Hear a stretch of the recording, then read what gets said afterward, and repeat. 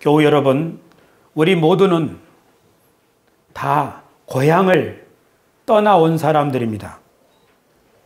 우리가 고향을 떠날 때는 그럴 수밖에 없는 상황이 있었습니다.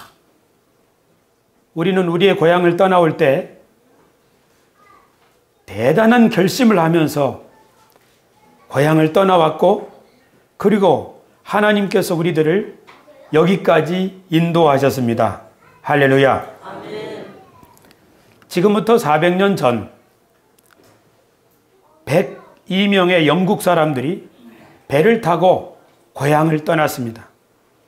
그 사람들이 가고자 하는 곳은 대서양을 건너 새롭게 발견된 아메리카 대륙이라고 하는 신대륙입니다. 조상 대대로 내려오는 땅과 집, 이것을 팔아서 돈을 장만하고 66일간의 항해를 통해서 신대륙에 도착을 했습니다. 원래는 9월 달에 출발해서 겨울 되기 전에 도착하겠거니 했는데 풍랑을 만나서 항해가 더 길어지고 한겨울에 미국에 도착을 했습니다. 너무너무나 날씨가 추워서 또 사람들이 병에 걸려서 한 사람 두 사람 쓰러져 죽더니 절반가량이 죽었습니다. 그런데 그 혹독한 환경 속에서 인디언들의 도움으로 그 해를 넘기고 그 이듬해 농사를 해서 큰 수확을 거두었습니다. 그래서 이웃을 초청해서 잔치를 벌였는데 그것이 미국에서 지키는 추수감사절의 기원입니다. 400년 전에 고향을 떠나기로 작정한 이 사람들, 절반가량이 죽었잖아요. 이 사람들은 왜 고향을 떠나야겠다고 결심을 했을까요? 그들에게는 피치 못할 사정이 있었습니다. 이 영국 사람들은 신앙의 자유, 자신들이 옳다고 믿는 이 순수한 신앙을 지키고 싶었습니다. 당시에 영국에는 국교회라는 신앙을 가진 사람들이 있고, 이 사람들처럼 순수한 신앙을 지키기를 원하는 사람들을 청교도라고 했습니다. 이 푸를 청, 맑을 청인데요. 우리 교단은 순복음, 순수한 복음을 믿지 않습니까? 그런 것처럼 이 청교도들은 영국의 국교도 아래서는 신앙의 자유, 양심의 자유를 지킬 수가 없다고 생각해서 하나님의 뜻을 어기느니 차라리 죽는 것이 낫다, 이런 생각으로 우리가 새로운 땅에 가서 하나님을 진실로 섬겨보자, 이처럼 하나님을 섬기는 것, 하나님의 뜻을 행하는 것이 인생에서 그 무엇보다도 중요하다고 생각한 사람들이 고향을 떠나기로 결심을 하고 그 간절한 소원을 가지고 신대륙에 도착했지만 많은 고초를 겪으면서 한 해를 넘기고 이제 하나님이 우리들에게 풍년을 주셨으니 하나님이 너무너무나 고맙고 감사하다, 그런 감격 속에 지켜졌던 절기, 그것이 추수감사절입니다. 추석이라고 하는 가을 농경 축제가 한 해의 결실에 대해서 감사하는 절기라면, 추수감사절은 단지 한 해를 돌아보는 감사의 절기라기보다는 자신들이 절박하게 가장 소중하게 생각하고 있는 그 가치를, 그 신앙을 추구하던 사람들이 하나님 앞에 뜨거운 감사를 드리는 절기가 추수감사절이라고 할 수 있습니다. 이렇게 보면 절기라고 하는 것은 우리가 인생을 살아가면서 어떤 특별한 경험을 하게 되는데 그 경험을 기념하는 날입니다. 특별한 경험을 기념하기 위해서 기념 비석을 세우기도 하지만 우리는 시간에 기념일을 정해서 절기를 지키기도 합니다. 예를 들면 이스라엘에는 유월절이 있습니다. 유월절은 애굽에 종살이하던 이스라엘 민족이 하나님의 도우심을 받아서 구원함을 받고 새로운 땅에 들어가게 된 그 절기입니다. 유월절을 지키면서 이스라엘 백성들은 하나님이 우리에게 자유를 주셨구나. 그리고 하나님이 우리에게 제사장 나라로 소임을 감당하게 하셨구나. 그렇게 유월절을 통해서 과거를 기념하고 미래에 하나님의 제사장 국가로 살 것을 결심하는 시간이었습니다. 우리나라는 8월 15일 광복절을 지킵니다. 그때마다 우리는 일제 치하에서 고통을 겪던 선조들을 생각하면서 이 나라가 얼마나 소중한 나라인가, 그리고 이 나라를 잘 사랑하고 든든하게 세워가는 것이 얼마나 중요한가 하는 것을 우리는 광복절 절기를 지킬 때마다 다짐을 하는 것이죠. 그러므로 절기라고 하는 것은 시간의 길 위에 세워놓은 과거를 기억하는 기념비이며, 또한 우리가 앞으로 어떻게 살아가야 될 것인가를 가르쳐주는 표지판이라고 말할 수 있습니다. 부활절은 예수님의 죽으심을 기념하는 절기이고 또 부활하신 것을 기념하는 절기입니다. 그러면서 우리는 부활절에, 그래, 예수님도 하나님의 말씀에 순종하시다가 고난을 겪으셨지만 우리들도 예수님처럼 진리의 말씀을 따라 하나님의 뜻에 순종한다면 예수님을 다시 살리신 하나님이 우리들도 다시 살릴 거야. 그처럼 부활절을 진심으로 기념하는 사람들은 갖은 박해와 유혹이 있다 할지라도 나는 끝까지 믿음을 지킬 거야. 나는 끝까지 진실을 지킬 거야. 그런 결단을 하는 것이죠. 우리들은 또한 성탄절을 지킵니다. 12월 25일 성탄절을 앞두고 주님이 오시는 대강절을 지킵니다. 주님이 오실 것을 기다리는 절기이죠. 그리고 사순절을 지키고 고난주간을 지킵니다. 부활절을 지킵니다. 그리고 50일 후에는 성령 강림절을 지킵니다. 그리고 가을이면 추수감사절을 지킵니다. 기독교의 교회력, 기독교인들은 1년을 예수 그리스도를 묵상하면서 한 해를 보내고 있습니다. 그것이 교회에서 지키고 있는 절기의 의미입니다. 우리 그리스도인들이 이런 각종 절기들을 지키는 까닭은 1년을 살 때 예수님을 깊이 묵상하자는 것입니다. 그렇게 할 때마다 우리 그리스도인들은 예수 그리스도의 삶과 그 가르침이 우리 절기를 지키는 우리의 삶 속에서 분명하게 구체적으로 드러나게 될 줄 믿습니다. 그러므로 우리들이 절기를 소중하게 여기고 절기를 잘 준비하며 지키는 것은 우리들의 전통과 우리들의 신앙과 우리들의 기독교 문화를 세워나가는 데 있어서 아주 중요한 일이라고 볼 수 있습니다.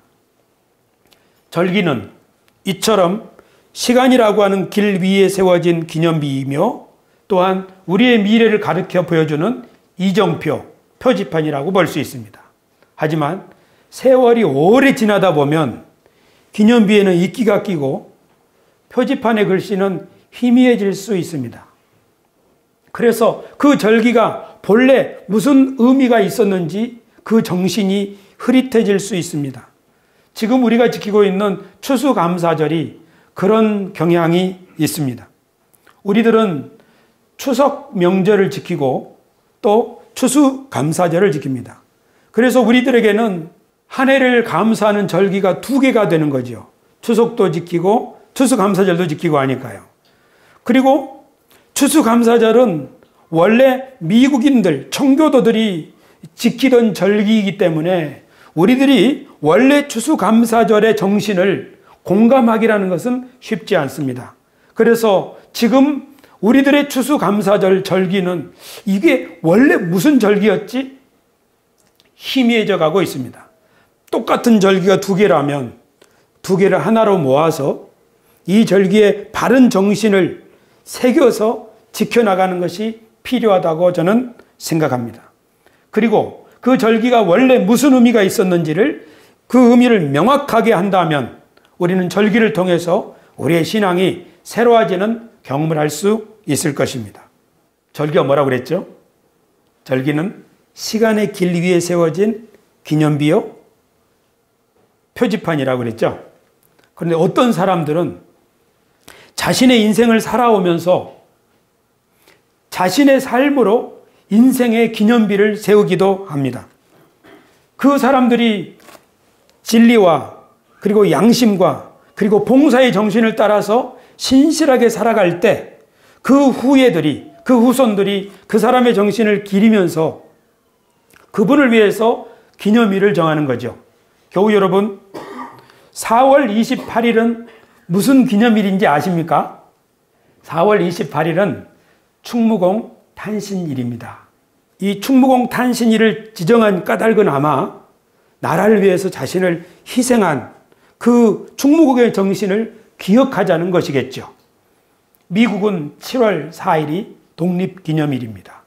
그런데 미국에서 가장 존경받는 대통령인 에이브라함 링컨 기념일은 8월 28일입니다. 그리고 흑인들의 인권을 위해서 애썼던 마틴 루터 킹 목사님의 기념일은 1월 15일. 지금은 1월 셋째 월요일이라고 이렇게 정해서 지키고 있다고 말하기도 합니다. 5월 1일은 노동절입니다. 노동자의 날이죠. 원래는 근로자의 날이라고 부르기도 했지만 지금은 근로자보다는 노동자라는 표현이 더 좋은 것이다 라고 말을 해서 노동자의 날 이렇게 정하고 있습니다. 노동자의 날은 지금부터 135년 미국에서 방직공장 직원들이 하도 일을 많이 시키니까 우리는 하루 8시간 근무할 수 있도록 해달라 하고 시위를 벌였는데 그때 많은 사람들이 체포되고 다치고 했습니다. 그래서 그 날을 기념하면서 전 세계적으로 지금 인간답게 살고자 하는 노동자들의 용기와 그들의 처우 개선을 늘 생각하자 하는 취지에서 우리나라를 비롯한 전 세계 국가들이 5월 1일을 노동자의 날로 정해서 지키고 있습니다. 이렇게 보면 어떤 사람이 바른 정신을 가지고 용기 있게 살다 보면 그 사람의 삶을 사람들이 기념하고 그 사람의 정신을 이어받기를 원한다는 것을 알 수 있습니다. 우리들이 바른 정신으로 용기 있는 삶을 살 때 가장 먼저 우리를 기억해 주는 사람은 아마 우리들의 자녀들일 것입니다. 우리 자녀들과 우리 손자들은 우리들이 어떻게 살아갔는지를 가장 잘 알기 때문에 우리들이 정말 하나님의 뜻을 따라서 양심적으로 그리고 용감하게 살아간다고 한다면 우리 자녀들은 우리를 길이길이 기억하고 기념할 줄로 믿습니다. 그런데 그 삶이 이웃과 더 많은 사람들에게 영향을 미치게 된다면 더 많은 사람들이 우리를 기억하겠죠. 그러므로 우리가 하루하루 산다고 하는 것은 우리 인생의 기념비를 새기는 작업이라고 볼 수 있습니다. 우리 무덤의 묘비에 지금 우리는 하루하루 살면서 우리의 묘비를 새기고 있다고 말할 수도 있습니다. 그러므로 우리가 살아가는 이 인생 자체는 누군가에게는 길잡이가 될 수 있는 것입니다. 우리나라의 독립과 통일을 염원하셨던 김구 선생님이 이런 말씀을 하셨습니다. 눈길을 걸을 때 흐트러지게 걷지 마라. 내가 걷는 발자국이 다른 사람의 길잡이가 될 것이니. 그러니까 눈길을 걸을 때도 바르게 걸으면 누군가가 그 길을 보고 똑바로 따라오지 않겠느냐 하는 이 훌륭한 말씀입니다. 그런데 원래 이 말씀을 하신 분은 서산대사입니다. 돌을 닦으면서 깨달음을 시로 쓴 그 시 가운데 눈을 밟으며 들길을 갈 때 모름지기 허튼 걸음을 말라. 오늘 내가 남긴 발자취는 마침내 후인의 길이 되리니. 김구 선생님과 서산대사처럼 누구든지 그래 내 삶은 내 뒤에 오는 누군가를 위한 이정표가 될 수 있고 길잡이가 될 수 있다. 그런 마음가짐을 가지고 산다면 우리 모든 사람은 우리의 삶이 하나의 기념비가 되고 표지판이 되는 멋진 인생이 되리라고 믿습니다. 아멘. 할렐루야. 아멘. 오늘 우리가 읽은 성경에서도 사도 요한은 우리들에게 우리의 삶이 다른 누군가에게 기억될 뿐 아니라 영원히 남는 인생이 될 수 있다고 말씀하셨습니다. 우리 같이 한번 읽겠습니다. 시작. 이 세상도 그 정욕도 지나가되 오직 하나님의 뜻을 행하는 자는 영원히 거하느니라. 아멘. 그렇죠. 세상 문화도 바뀌고 이 세상의 정욕도 다 흘러 지나가는 것입니다. 그런데 어떤 인생은 영원한 인생이 된다는 것이죠. 어떤 인생이 그렇습니까? 하나님의 뜻을 행하는 사람. 그러니까 김구 선생이나 서산대사가 말한 바른 인생, 올곧은 인생, 그것이 무언가 하면 하나님의 뜻을 행하는 인생이라는 것입니다. 동의하시면 아멘 합시다. 그러므로 우리가 하나님의 뜻을 따라서 살아간다면 우리의 삶은 하나님의 뜻을 이루는 삶이고, 우리의 누군가는 우리를 보고 하나님의 뜻을 행할 수가 있게 된다는 말입니다. 성경에서 그럼 하나님의 뜻을 무엇이라고 말합니까? 하나님의 뜻은 하나님의 마스터 플랜, 하나님의 경륜입니다. 하나님의 경륜은 하나님이 이 세상을 경영해 가시는 이야기입니다. 하나님이 이 세상을 이끌어 가시는 원대한 계획, 그것을 바울 사도는 하나님의 경륜이라고 그랬습니다. 하나님의 뜻은 무엇인가? 이 세상을 지금 하나님이 어떻게 이끌어가고 계시는가 하는 그 뜻입니다. 그러므로 우리가 하나님의 뜻을 행하는 삶을 산다는 것은 하나님의 경륜을 이해하고 그 경륜에 동참하는 것을 말합니다. 바울 사도도 하나님의 경륜을 이방인들에게 전하라고 부름을 받았다는 사실을 에베소서에서 이렇게 말씀합니다.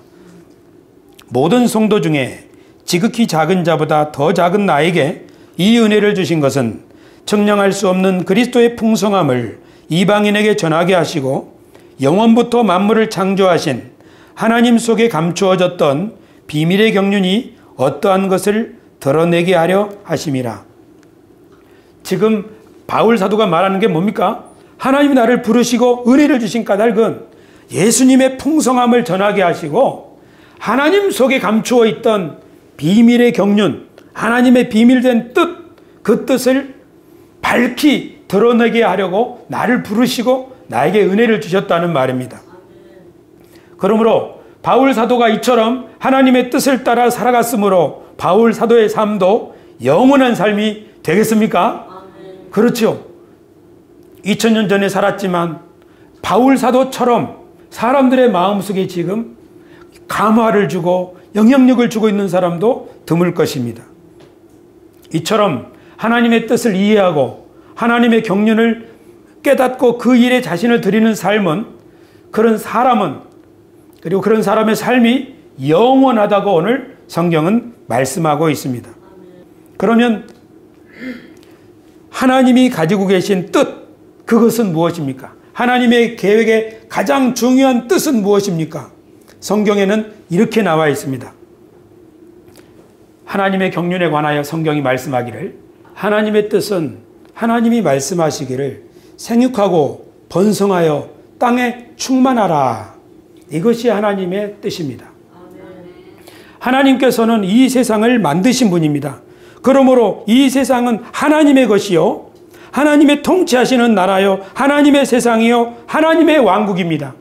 하나님의 모든 관심사는 하나님이 만드신 이 세상에 있습니다. 하나님의 관심사가 저 딴 세상에 있는 것이 아닙니다. 하나님의 모든 관심사는 이 세상에 있습니다. 왜냐하면 이 세상은 하나님이 만드신, 하나님이 지혜와 심혈을 기울여서 만드신 곳이기 때문입니다. 그러므로 하나님의 뜻은 이 세상이, 그리고 그 가운데 살아가고 있는 모든 피조물이 생육하고 번성하여 충만하게 되는 것, 그것이 하나님의 뜻입니다. 하나님의 뜻은 이 세상에 생명으로 충만해지는 것입니다. 그러므로 어떤 사람이 이 세상을 망가뜨리고 세상이 찌그러진다면 하나님은 어떻게 하시겠습니까? 하나님은 즉시로 이 세상을 바르게 펴고 회복하기를 원하시고 그 일에 하나님의 모든 열심을 쏟는 것입니다. 그래서 태초에 하나님이 천지를 창조하셨는데 이 하나님이 세상이 어그러질 때마다 새롭게 만드시는 그런 세상을 가리켜서 새하늘과 새 땅이라고 말씀합니다. 성경 이사야는 이렇게 말씀합니다. 하나님이 회복하실 새로운 세상을 이렇게 말씀합니다. 우리 같이 한번 이사야 65장 17절 22절을 같이 한번 읽겠습니다. 시작. 보라, 내가 새 하늘과 새 땅을 창조하나니 이전 것은 기억되거나 마음에 생각나지 아니할 것이라.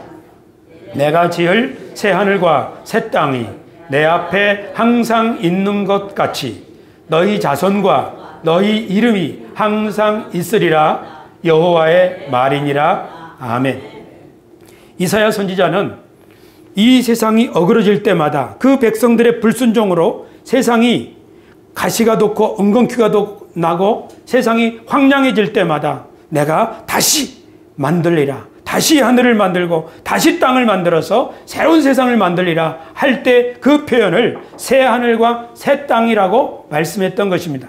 그런데 우리나라에서 일어난 무리인 신천지 예수교 증거장막 성전, 이 긴 이름으로 자신들을 부르는 신천지 무리들은 하나님이 만드신 새 하늘, 신천, 새 땅, 신지, 신천, 신지를 신천지라는 세 단어로 요약해서 자기들의 교회에 참석하는 사람들, 자기들의 무리가 신천지라고 성경을 오해하고 있습니다. 그 사람들은 자기들을 시온산이다, 진리의 성읍이다 라고 자기들의 무리에 들어와야 신천지, 신천신지, 새하늘과 새 땅에 들어갈 수 있다고 성경을 왜곡하고 있습니다. 성경에서 말하는 새하늘, 새 땅, 신천신지, 신천지가 무엇인가? 그것은 하나님께서 어그러진 세상을 새롭게 만드시고 회복하여 새롭게 열리는 세상을 신천지라고 합니다. 하나님께서는 항상 사람에게 새로운 세상을 주십니다. 아담에게 하나님은 새로운 세상을 창조하시고 맡기셨습니다. 노아의 가족에게 하나님은 새로운 세상을 맡기셨습니다.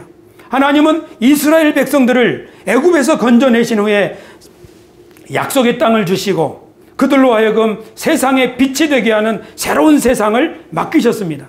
이스라엘 백성들이 가나안 땅에 들어갔을 때 그들은 신세계에 들어간 겁니다. 말하자면 평생 종으로 살다가 이제는 온 세상을 위한 제사장의 역할을 감당하니 그들에게 있어서 가나안 땅에 들어간 것은 새로운 하늘, 새로운 땅, 즉 새로운 세상에 동참한 것입니다. 할렐루야.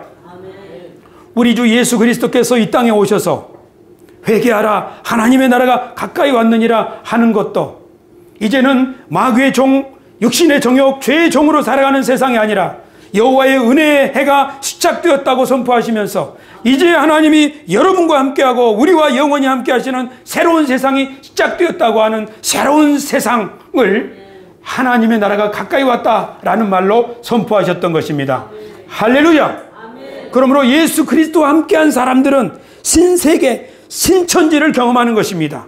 예수님과 함께하던 사마리아 여인, 예수님과 함께하던 삭개오, 예수님과 함께하던 12의 혈루증을 앓던 여인, 이 사람들은 다 예수님 만나기 전에는 어두운 세상을 살았습니다. 그러나 예수님을 만나고 나서 그들의 인생은 전혀 새로워진 삶을 살게 되었으니 그들에게 새로운 세상이 열리는 것 아니겠습니까?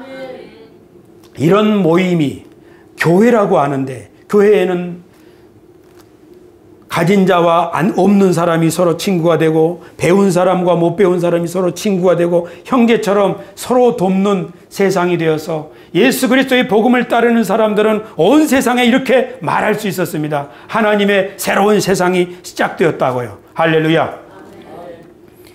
이것이 바로 하나님께서 이 세상을 만드시고 생육하고 번성하여 땅에 충만하라고 하시는 하나님의 계획을 계속적으로 이루어 가시는 하나님의 경륜이라고 우리는 이해할 수 있습니다. 그러니까 하나님이 지금 무슨 일을 하시는가? 네, 쉽게 설명하겠습니다. 우리 교회 이인성 장로님이 계시지요. 우리 교회 이인성 장로님 마음속에 자꾸 무학교회 생각을 하고 있는 게 아니에요. 오로지 세수만 교회가 어떻게 하면 건강하고 성장하고 아름답게 세워질 수 있을까? 여기에 온 마음이 가 있는 겁니다. 교회를 사랑하니까요. 당연한 거죠. 여러분도 여러분 손주들 마음에 두고 있지 않습니까? 우리 자녀들 마음속에 두고 살고 있지 않습니까? 오죽하면 눈에 넣어도 아프지 않다고 하잖아요. 너무너무 좋아하는 거예요. 내가 사랑, 내 기쁨, 내 면류관, 내 자랑. 하나님이 이 세상을 그렇게 사랑하신다고요.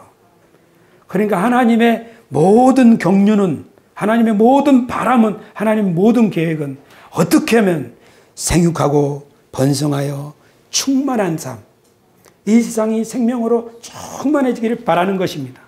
성경은 온통 하나님의 그 경륜을 쉬지 않고 들려주고 있습니다. 바울 사도께서는 하나님의 경륜을 선포하시면서 바로 이 만물을 새롭게 하고 충만하게 하는 역할을 교회가 해야 되고 교회가 하라고 하나님이 세우셨다고 말씀합니다. 에베소서 말씀 한번 같이 읽겠습니다. 시작. 또 만물을 그의 발 아래 복종하게 하시고 그를 만물 위에 교회의 머리로 삼으셨느니라. 교회는 그의 몸이니 만물 안에서 만물을 충만하게 하시는 이의 충만함이니라. 아멘. 여기 충만함이란 말이 나오죠. 교회가 그리스도의 몸인데 그리스도는 교회의 머리가 되셔서 교회를 통하여 만물을 충만하게 하신다고요. 뭘로 충만하게 합니까? 하나님이 본래 생명을 만드시고 그 생명에게 생육, 번성, 충만을 말씀하신 거죠.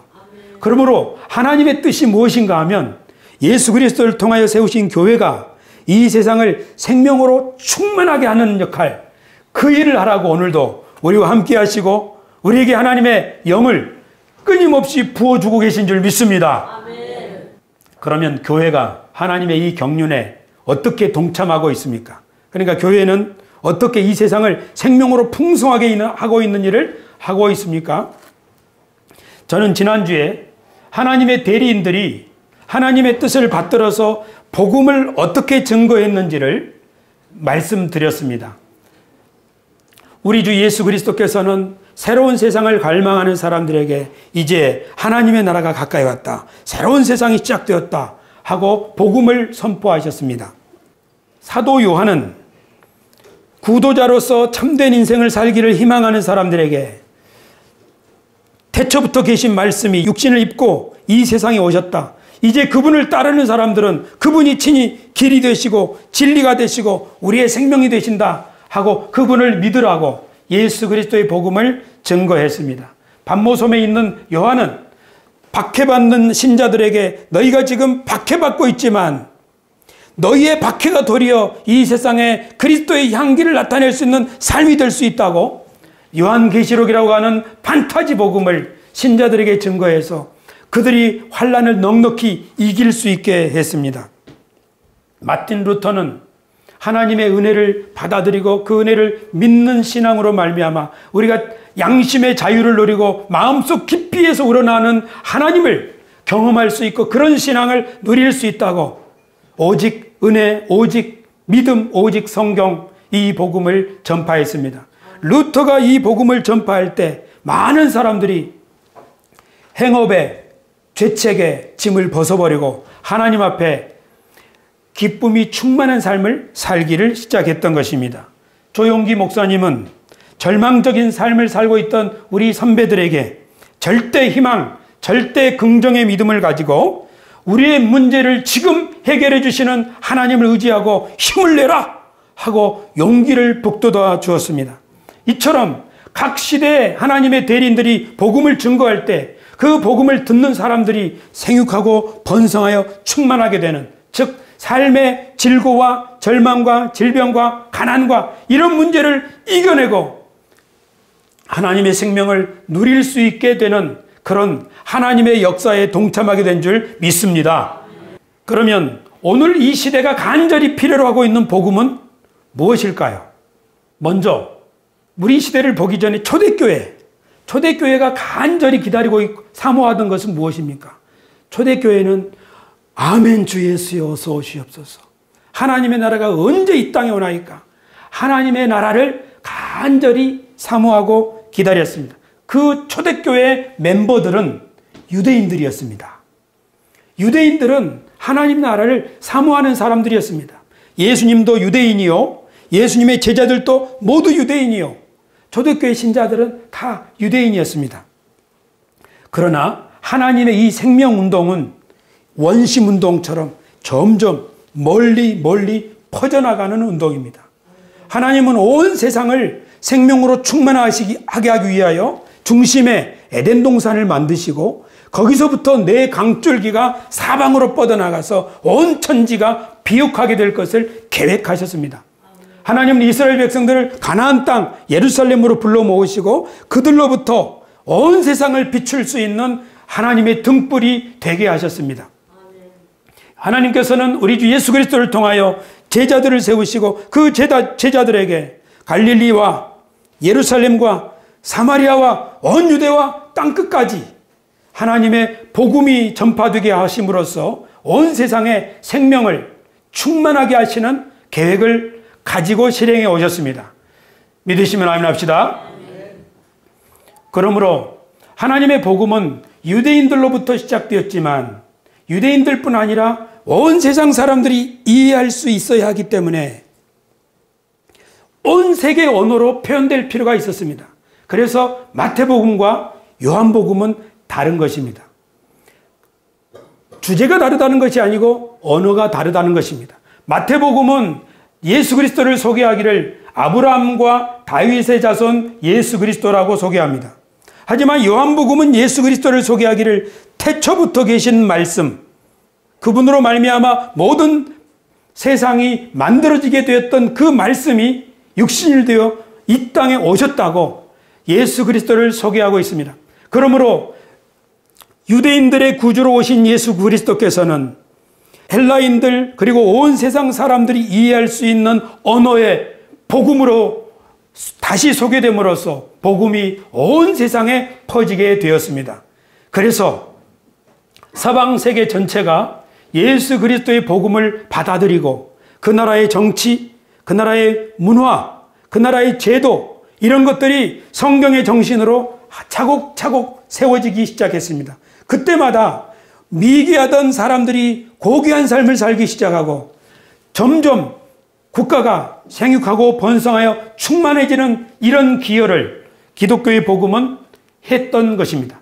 하지만 교회가 처음에 있었던 생명력을 잃어버리고 경직되고 제도화될 때에 하나님께서는 마틴 루터 같은 사람을 보내셔서 다시금 교회의 생명력을 불러일으키셨는데 어떻게 하셨습니까? 일반 신자들이 하나님의 말씀을 모르기 때문에 루터는 일반 신자들이 읽을 수 있는 언어로 성경을 라틴어에서 일반의 언어 독일어로 번역했습니다. 그래서 사람들이 저마다 성경을 읽기 시작할 때 하나님의 은혜와 하나님의 계획을 깨닫기 시작할 때마다 사람들은 마음속에서부터 희망과 위로와 용기와 확신을 갖게 되었습니다. 그렇게 해서 인간답게 사는 것이 무엇인지를 다시 한번 깨달은 사람들이 온 세상에 점점 일어나기 시작했는데 그것이 우리 개신교의 출발입니다. 그런데 시간이 좀 더 지났습니다. 서양 세계에는 이성이 발달한 시대, 학문이 발전하는 시대가 되었습니다. 어떤 사람들은 성경을 조금 더 깊이 연구하기 시작했습니다. 이것이 원래 무슨 뜻이었을까? 이것이 기록된 배경은 뭐가 있었을까? 그렇게 연구하면서 성경을 깊이 파고들기 시작했습니다. 그런데 성경을 깊이 연구하면 연구할수록 성경의 다양한 부분들이 새롭게 이해되기 시작했습니다. 이렇게 연구한 사람들이 어떤 일을 위한 준비가 되었는가 하면 과학이 발전하는 시대에 과학이 점점 발전하면서 신앙을 깔보기 시작했습니다. 성경의 이야기들은 전부 다 허무맹랑한 신화고 인간의 이성으로 이해할 수 없는 것이야 라고 생각하는 생각이 점점 팽배해지게 될 때에 성경의 배경, 성경의 구조, 성경의 그 틀을 깊이 연구하던 학자들이 일어나서 그렇게 생각하고 있는 현대의 진화론을 믿고 또 천문학의 발전들을 통해서 성경의 이야기를 거짓으로 폄훼하는 사람들에게 그렇지 않다. 성경을 봐라. 성경이 너희들이 말하는 신화라고 하는 이야기가 어떤 의미를 가지고 있는지 한번 보아라. 현대인들에게 삶의 의미를 깨달을 수 없게 된다면 아무리 물질적으로 아무리 지식적으로 풍요로워진다고 할지라도 사람은 미래를 열어갈 수가 없다. 인생의 의미를 깨달을 수가 없다. 과학이 말할 수 없는 부분들을 성경이 들려주고 있다 하면서 성경의 아담과 하와 이야기, 이스라엘의 이야기, 홍해의 이야기, 예수님의 기적의 이야기들이 우리들에게 가지고 있는 의미가 무엇인지를 설명해 주기 시작했습니다.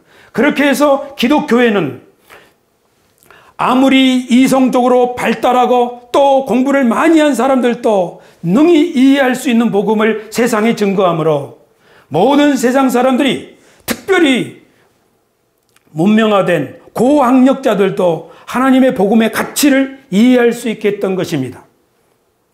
단지 기도하고 단지 예배를 드리기만 하면 되는 것이 아닌 신앙의 참 의미를 깨우쳐 주었던 것입니다. 저는 지금 처음 기독교회가 출발한 유대인 공동체에서 이방인 공동체로 넘어가기 위해서 하나님께 쓰임받았던 바울의 이야기를 했습니다. 그리고 이것이 로마 시대 전체에 어떻게 영향을 미쳐서 미개하던 영국 사람들을 품격 있는 민족으로 만들었는지, 서방의 문화와 제도와 미술과 문명을 어떻게 사람 살기에 편안한 곳, 인간답게 사는 세상으로 만들어 왔는지를 이야기했습니다. 그리고 루터가 종교개혁을 통해서 각 개인이 각성해야 된다고 하는 사실을 어떻게 일깨워줬는지를 설명했습니다. 그뿐만 아니라 성경을 더 깊이 연구한 사람들이, 이 시대의 학자들, 이 시대에 배웠다고 하는 사람들에게 어떻게 그리스도의 복음이 우리 인생을 풍요롭게 하고 우리 공동체를 치료하고 우리를 더 나은 미래로 인도할 수 있는 이야기인지를 설명해 줄 수 있게 되었다고 저는 말씀을 드렸습니다. 이것은 우리의 과거의 이야기입니다. 이제 우리의 현재를 봅시다. 우리의 현재, 오늘날 사람들은 어떤 이야기가 필요합니까? 오늘 우리는 무슨 복음을 전해야 합니까? 하나님께서는 생육하고 번성하여 땅에 충만하라. 즉, 이 세상이 생명으로 풍성한 세상을 하나님은 계획하시고 지금도 그렇게 일하시고 앞으로도 계속 그렇게 일하실 것입니다. 우리 인간이 생육하고 번성하여 땅에 충만해지는데 가장 큰 장애물이 무엇입니까? 그 장애물은 갈등입니다. 갈등은 서로 마음을 맞추지 않고 니는 니고 나는 나다, 우리는 서로 상관이 없다 하고 이렇게 서로 결별하려고 하는 태도. 갈등이 심화될수록 그 공동체는 점점 쇠약해질 것입니다. 그러므로 세상이 생명으로 충만한 세상이 되려면, 가정이, 교회가 생명으로 충만한 세상이 되려면 갈등이 사라지고 서로 한 마음으로 연합해야 합니다.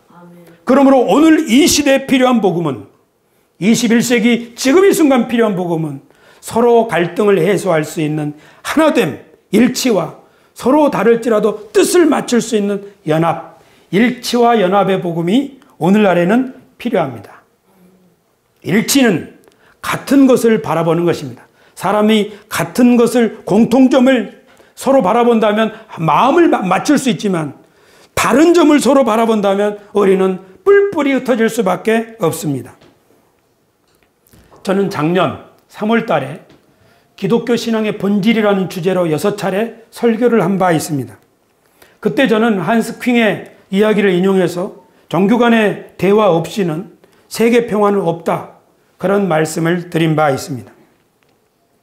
우리 기독교회 안에서 가장 먼저 필요한 것은 일치 운동입니다. 교회 안에 하나 되는 것, 교회들이 하나 되는 것, 기독교회가 하나 되는 것, 이것이 일치 운동입니다. 그리고 교회 밖에서는 연합 운동을 펼쳐나가야 합니다. 우리는 공무원들과도 연합할 수 있습니다. 우리는 가톨릭과도 연합할 수 있습니다. 무엇을 위하여? 더 나은 세상을 위하여. 그리고 우리는 다른 종교와도 연합할 수 있어야 합니다. 그것이 생명으로 풍성한 세상을 만들기 위한 하나님의 뜻에 동참하는 일입니다. 교우 여러분, 2000년 전에 바울 사도가 유대인으로서 이방인들에게 손을 내밀어서 당신들과 우리가 함께 하나님의 새로운 세상에 동참할 수 있다라고 할 때 바울 사도가 얼마나 동족인 유대인들로부터 박해를 받았는지 우리는 너무나도 잘 알고 있습니다. 유대인들은 하나님의 뜻이 무엇인지를 잘 몰랐습니다. 그래서 바울 사도는 하나님의 경륜이 비밀의 경륜이라고 말했던 것입니다. 하나님의 계획이 어떻게 비밀이 될 수 있습니까? 창세기부터 요한계시록까지 하나님의 계획은 너무나 명명백백합니다. 세상을 만드신 하나님이 생육하고 번성하여 땅에 충만하게 하시는 그 하나님의 계획이 너무나도 명확하지만 유대인들이 자기들이 가지고 있는 선민사상이라고 하는 고정관념에 매여 있을 때 그들은 하나님이 바울을 통해서 계시해 주신 하나님의 경륜을 오해하고 바울을 그렇게 죽이려고 했던 것입니다. 하지만 바울은 내가 이 하나님의 경륜을 모든 이방인들에게 증거하는 이 일을 위하여 부르심을 받았고 그러므로 나는 하나님께 화목하게 하는 직분과 말씀을 받은 사람이라고 선언하면서 자신의 일생을 그 일에 드렸습니다. 오늘날에도 마찬가지입니다. 우리가 교리의 차이에만 집중한다면 우리는 교단끼리도 하나 될 수가 없습니다. 그러지 말고 기독교의 본질이 무엇인지를 서로 함께 탐구해 나간다면 우리는 서로 공통점을 찾을 수 있습니다. 그뿐만 아니라 우리들이 그동안 마치 2000년 전에 유대인들이 그랬던 것처럼 잘못된 시대착오적인 그런 가르침을 가지고 있다면 우리 생각 속에서 그런 것들을 하나씩 바로잡아 나가는 작업이 필요하겠습니다.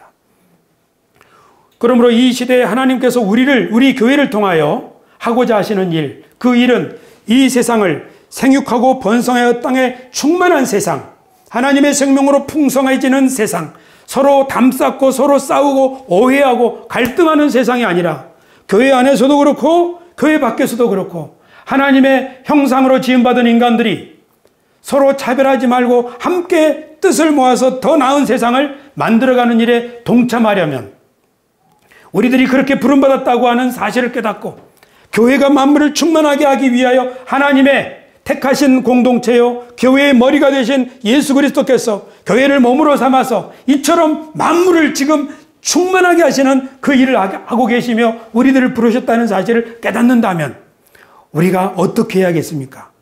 차별하지 말고 미워하지 말고 정죄하지 말고 서로 뜻을 모으고 마음을 합하는 과정을 꼭 겪어야 하겠습니다. 그뿐 아니라 우리가 가지고 있는 생각을 바른 가르침으로 정리해야겠습니다. 그것이 저는 우리 교회에서 가르치고 선포하고 있는 복음입니다. 오늘은 그 5가지를 말씀드리고 마치겠습니다. 첫째, 우리가 시급하게 바로잡아야 될 그 시대착오적인 교리 첫 번째, 하나님의 나라, 천국은 죽어서 들어가는 내세 천당이 아니라 하나님의 뜻이 이루어지는 새로운 세상, 그것이 하나님의 나라입니다. 두 번째, 그러므로 구원은 죽어서 천당에 들어가는 것이 아니라 하나님이 처음부터 우리를 위해 계획하신 참 인간의 삶을 회복하고 살아가는 것, 그것이 구원입니다. 세 번째, 이 세상은 하나님의 작품이며 하나님의 세상이며 하나님의 나라며 하나님의 왕국입니다. 하나님은 이 세상을 결코 포기하지 않으시며 이 세상을 결국 완전히 새롭게 만드실 것입니다. 넷째, 하나님이 우리들에게 요구하시는 가장 중요한 것은 참되고 따뜻하고 겸손하게 살아가는 삶입니다. 성경 구약에서부터 신약까지 가장 중요한 것이 이것이라고 가르치고 있습니다. 그리고 예수님도 삶으로 바로 이것을 보여주셨습니다.